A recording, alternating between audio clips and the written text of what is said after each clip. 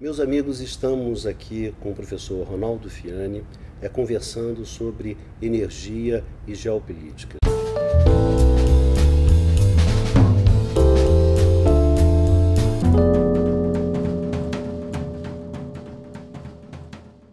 No primeiro bloco, nós conversamos como hoje no mundo você tem um processo extremamente sofisticado no qual se disputa espaços e poder político em torno do acesso à energia.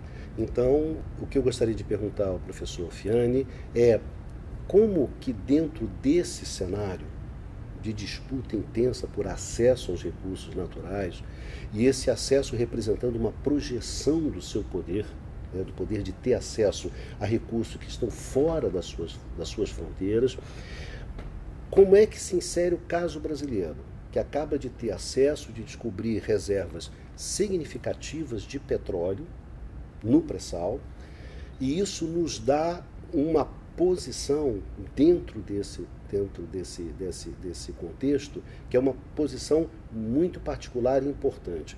Que papel é esse? Como a gente se insere dentro desse jogo? E como você vê o Brasil se posicionando dentro desse jogo? Essa é uma questão extremamente difícil, porque a inserção do Brasil nesse jogo é muito problemática. Por que é muito problemática? Porque esse movimento que eu falei anteriormente da China, de controlar o centro da Ásia, da Eurásia, economicamente, inclusive com recursos, importando recursos de energia, ele não é um movimento que é observado pelos Estados Unidos, pela União Europeia e pelo Japão de forma tranquila. Pelo contrário, ele é um movimento que determina um enfrentamento, um aguçamento do conflito, e a gente já pode observar isso na Ucrânia, na Macedônia, na Síria. Tudo isso nada mais é do que reflexos do esforço das chamadas potências ocidentais para romper essa possibilidade de unidade entre Ásia e Europa mediada pela China, que é o pesadelo desses outros países que perderiam poder em escala global se essa união, se essa articulação, melhor dizendo, realmente acontecer. Então, como é que o Brasil se coloca nisso? O Brasil está exatamente no meio desse conflito entre Estados Unidos e seus aliados e China e Rússia e seus aliados. O Brasil está exatamente no meio. Por quê? Porque a questão não é apenas garantir oferta de energia para minha capacidade de projetar poder. É principalmente negar acesso ao outro que me confronta a essas fontes de energia. E nós temos uma empresa, não só temos essas grandes reservas no pré-sal, como nós temos uma empresa brasileira com capacidade de explorar essas reservas, o que nos dá uma notável autonomia para poder aproveitar esse recurso. E essa empresa se encontra associada à empresa chinesa de petróleo, a Sinop. Então, nós estamos inseridos num espaço que tradicionalmente é um espaço de influência norte-americana, com uma empresa com capacidade tecnológica de explorar o pré-sal, associada a uma empresa chinesa.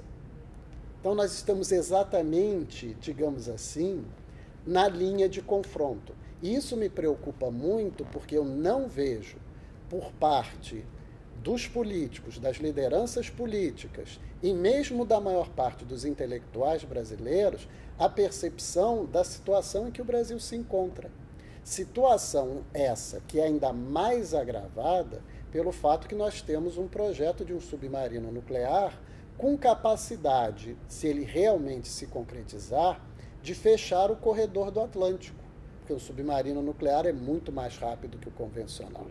Então, eu gostaria de aproveitar para chamar a atenção de que a situação do Brasil nesse confronto entre, digamos assim, Oriente e Ocidente é uma situação extremamente problemática. Há uma crença generalizada no país de que nós estamos fora disso, de que como nós não estamos na Ásia e não estamos na Europa, nós estamos fora desse conflito. Por essas reservas energéticas e pelas matérias-primas que nós temos, nós estamos diretamente na linha de frente desse conflito.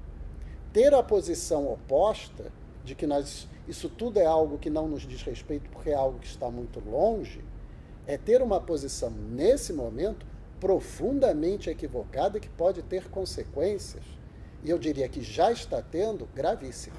Como é que você vê essa questão ampliando, colocando a América Latina e a África?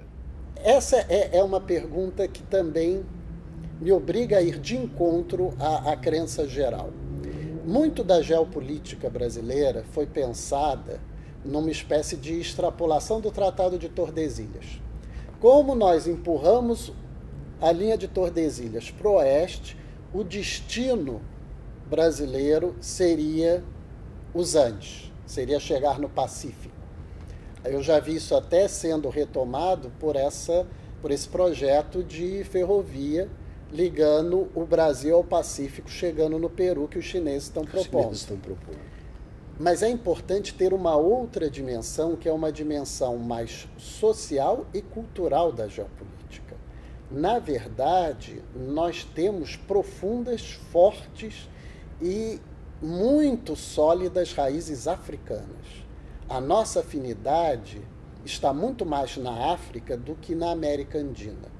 O ex-ministro Delfim Neto disse, com um tom de crítica, que nós éramos o país mais ocidental da África. Na verdade, nós temos de nos orgulhar disso, porque a nossa afinidade está na África. A nossa facilidade de diálogo está na África. Então, novamente, as potências que estabelecerem uma aliança com o Brasil terão um pé na África. Daí também vem uma outra dimensão que não tem necessariamente a ver com energia, tem mais a ver com história e geografia, da nossa importância geopolítica nesse conflito, que é o fato de que o Brasil é uma ponte para a África. Então, você controlando esse lado do tabuleiro, você cria afinidades com o outro lado do tabuleiro também. Ajuda nesse movimento. Além, é claro, de você controlar o Atlântico Sul. Então, todos esses fatores tornam a questão energética uma arma geopolítica. E é por isso que hoje pensar a questão energética no Brasil como um problema única e exclusivamente econômico, como um problema de como fica o custo de extração do pré-sal com a manipulação de preço dos sauditas, é pensar de uma forma totalmente errada. Até porque os sauditas estão mostrando que energia, como sempre foi e como sempre será, é uma arma de luta política e geopolítica.